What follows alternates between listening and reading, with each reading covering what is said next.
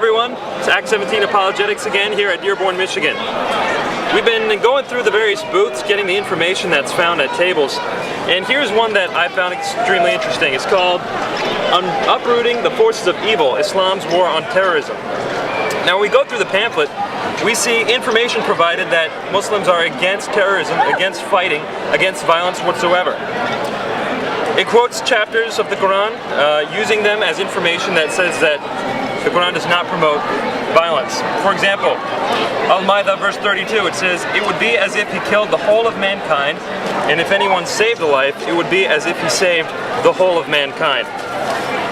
In addition, it quotes verses against suicide bombings, such as Surah Al-Nisa verse 29, "Do not kill yourselves."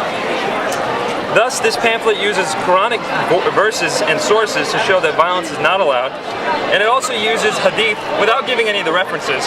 For example, Abu Bakr saying, "Do not kill women or children or a senile person, do not cut down fruit-bearing trees, etc." Also Muhammad saying, "Whoever intentionally kills himself will be punished in the fire of hell." So we see Quranic verses being used with the sources and ahadith being used without the sources in order to promote that Islam is not a religion of violence. That's what this pamphlet says. But I wonder what this book has to say about the issue. When we turn to the Quran, we see something entirely different. What we see is violence, the verses that promote violence. For example, chapter 9, verse 29 of the Quran. "Fight those who believe not in Allah nor the last day, nor hold that forbidden which hath been forbidden by Allah and His Messenger, nor acknowledge the religion of truth from the people of the book until they pay the jizya with willing submission and feel themselves subdued." What was this verse? This is chapter 9, verse 29 of the Quran, one of the last verses of the Quran that was revealed right before the Battle of Tabuk, a year or so before Muhammad died.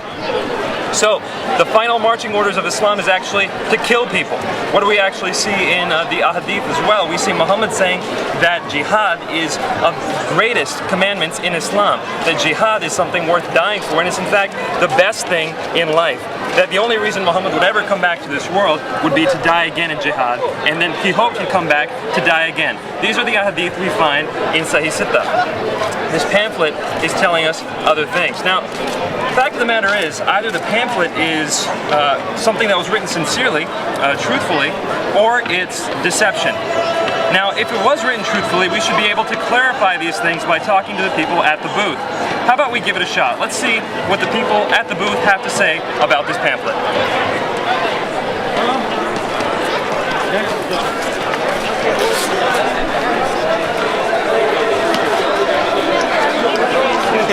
They're on the pet, man. They're on the phone.